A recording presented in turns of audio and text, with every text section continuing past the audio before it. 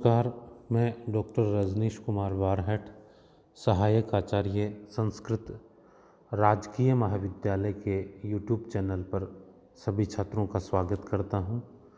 संस्कृत साहित्य स्नातक प्रथम वर्ष में चलने वाले अंश किरातार्जुनीयम महाकाव्य के प्रथम सर्ग का अध्यापन हम क्रमशः करवा रहे हैं।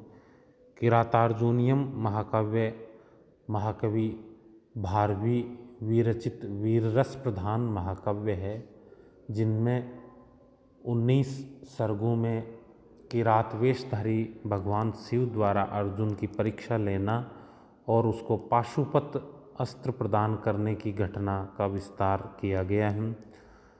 हमारे पाठ्यक्रम में ग्रंथ का प्रथम सर्ग संकलित है, जिसमें दुर्योधन की राजव्यवस्था को जानने के लिए महाराज युधिष्ठिर द्वारा एक वनेचर को नियुक्त कर भेजा जाता है। दुर्योधन की राजव्यवस्था जान लेने के उपरांत वनेचर महाराज युधिष्ठिर के पास पुनः लौटता है और दुर्योधन की राजव्यवस्था का संपूर्ण वृतांत महाराज युधिष्ठिर के सम्मुख रखता है। तदुपरांत वनेचर द्वारा दुर्योधन की राजव्यवस्था का अच्छा वर्णन करने पर कि वह राज्य को अब भली प्रकार से चलाने का प्रयत्न कर रहा है, उसके राज्य में सुशासन और प्रत्येक जो कार्य है वो भली प्रकार से हो रहा है, वो कूटनीतिक और राजनीतिक रूप से स्वयं को सफल सिद्ध कर रहा है और अब वो धीरे धीरे प्रजाओं में अपना विश्वास जमाने का प्रयत्न कर रहा है। ये सारी बातें वनेचर द्वारा महाराज युधिष्ठिर को कहने पर जो द्रौपदी है वो क्रोधित होती है और वहाँ से हम अभी श्लोक का प्रारंभ कर रहे हैं। पद्य का 27वां पद्य है। निशम्य सिद्धिम द्विषताम अपाकृति ततस्तस्त्या विनियंतुम अक्षमः नृपस्य मन्यु व्यवसाय दीपिनी रुदा जहार द्रुपदात्मजा गिरह। निशम्य सिद्धि द्विषताम अपाकृति। निशम्य यानी सुन करके, सिद्धि यानी प्रगति को, सिद्धि को, वैभव को, समृद्धि को, आगे बढ़ने की बात को निशम्य सुन करके। द्विषताम शत्रुओं की, शत्रु कौन है यहाँ? जो दुर्योधन है। दुर्योधन की जो श्रेष्ठ राजव्यवस्था है, जो सिद्धि है, उसके विषय में सुन करके अपाकृति अपमानों को, ततस्तस्त्या, ततः यानी उसके बाद, तस्त्या उनकी ओर से आई हुई, विनयंतुम अक्षमा सहन करने में, अक्षमा यानी असमर्थ, अपमान को सहन करने में असमर्थ। द्रौपदी को कैसा अपमान महसूस हुआ जब उसने अपने शत्रु दुर्योधन की सिद्धि के विषय में सुना, तो उस तरफ से उस हुए अपमान, उस प्रतिशोध से स्वयं को अपमानित महसूस करती हुई और नियंत्रण करने में असमर्थ, अक्षमा है, नियंत्रण न करने वाली, नृपस्य मन्यु व्यवसाय दीपिनी है, नृपस्य राजा के लिए, मन्यु व्यवसाय दीपिनी क्रोध और उद्योग को बढ़ावा देने वाली, उदाजहार यानी कहा, द्रुपद आत्मजा यानी द्रौपदी, गिरह यानी वाणी को। उस द्रौपदी ने क्रोध और उद्योग, राजा के लिए क्रोध और उद्योग को बढ़ाने वाली वाणी को कहना प्रारंभ किया। कैसी द्रौपदी ने? जो अपने अपमान के कारण स्वयं को नियंत्रित करने में जो असमर्थ है, नियंत्रित नहीं कर पा रही है, बोलने से स्वयं को रोक नहीं पा रही है, ऐसी द्रौपदी ने शत्रु की सिद्धि को सुन करके महाराज युधिष्ठिर के क्रोध और उद्योग को बढ़ाने के लिए इस प्रकार की वाणी को कहना प्रारंभ किया, इस प्रकार के वचनों को कहना प्रारंभ किया। यहाँ पर वंशस्थ छंद है जिसका लक्षण होता है जतोतु वंशस्थ मुद्रितम जरो। प्रत्येक चरण में 12 वर्ण होते हैं। अनुप्रास अलंकार है, एक वर्ण है जो बार बार आवृत्ति होने से अनुप्रास अलंकार होता है। आगे जो 28वां पद्य है, भवादृशेषु प्रमदा जनोदितम भवत्य अधिक्षेप इवानुशासनम तथापि वक्तुम व्यवसाययन्ती माम निरस्त नारी समया दुराधिय है। यहाँ पर भी द्रौपदी महाराज युधिष्ठिर को अपने विषय में कहती है कि यद्यपि एक स्त्री को नहीं बोलना चाहिए, फिर भी जो मेरी आंतरिक प्रतिशोध और अपमान की जो भावना है वो मुझे नारी विरोधी बातें बोलने के लिए अंतः प्रेरित कर रही है। इसी बात का वर्णन इस पद्य में है। भवादृशेषु प्रमदा जनोदितम, आप जैसे धर्म के मर्मज्ञों के विषय में प्रमदा जनोदितम नारियों के द्वारा कहा गया। भवती अधिक्षेप इव अनुशासनम, भवती यानी होता है, अधिक्षेप यानी तिरस्कार योग्य, अनुशासनम उपदेश की बातें। आप जैसे धर्म और शास्त्रों को जानने वाले के लिए एक नारी के द्वारा कहा गया उपदेश या ज्ञान की बात निश्चित रूप से तिरस्कार के योग्य होती है।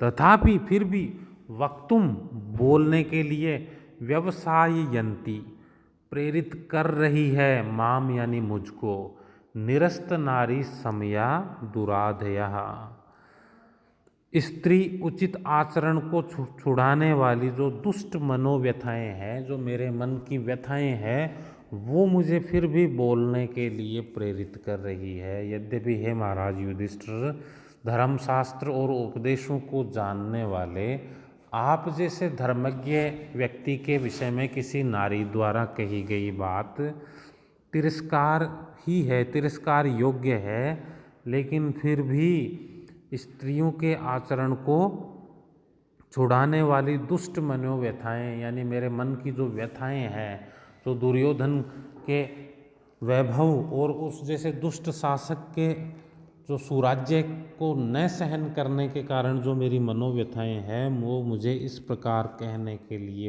प्रेरित कर रही है। यहाँ पर भी वंशस्थ छंद है और इव का प्रयोग होने से उपमा अलंकार है। उपमा अलंकार का लक्षण होता है प्रस्फुटम सुंदरम साम्यम उपमेत्यभिधीयते। जहाँ स्पष्ट और सुंदर समानता का अभिधान होता है वहाँ उपमा अलंकार होता है। यहाँ इव वाचक शब्द है।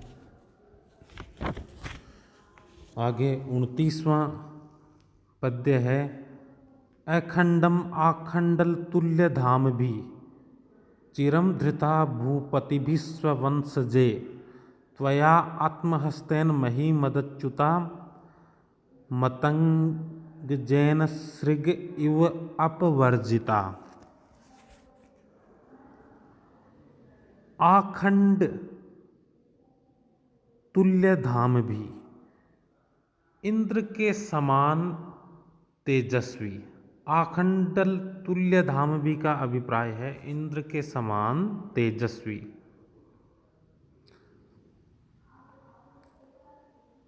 चिरम धृता भूपति भी स्ववंशजे, चिरम लंबे समय तक धृता धारण की गई, पालन पोषण की गई, भूपति भी राजाओं के द्वारा, स्ववंशजे अपने वंश में उत्पन्न राजाओं के द्वारा।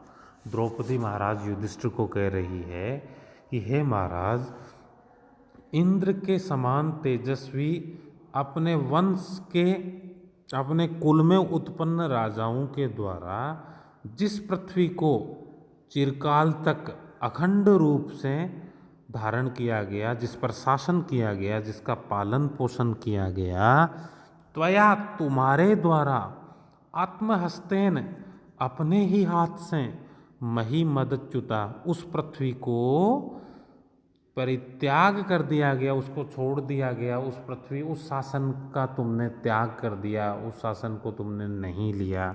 जो शासन तुम्हारे पूर्वजों ने, इंद्र के समान पराक्रम वाले तुम्हारे पूर्वजों ने जिस प्रजा और पृथ्वी को कई लंबे समय तक जिसका पालन किया, जिस पर शासन किया, वो ही पृथ्वी तुम्हारे द्वारा स्वयं ही अपने हाथ से त्याग दी गई है। मतंग जैन सृग इव अपवर्जिता।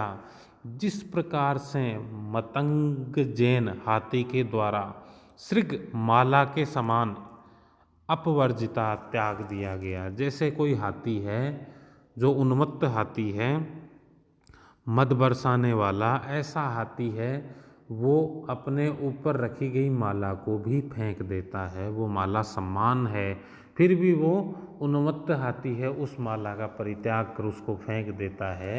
उसी प्रकार वो सम्मानित आप द्वारा अपने शासन को भी परित्याग कर देना है, वह उचित नहीं है। क्योंकि तुम्हारे पूर्वजों ने जिस पृथ्वी, जिस शासन व्यवस्था को प्रजा के कल्याण के लिए धारण किया था, वो शासन व्यवस्था, वो राज्य आज तुमने एक उन्मत्त हाथी द्वारा माला को फेंक देने या त्याग देने के समान आपने भी उस शासन को क्यों त्याग दिया है।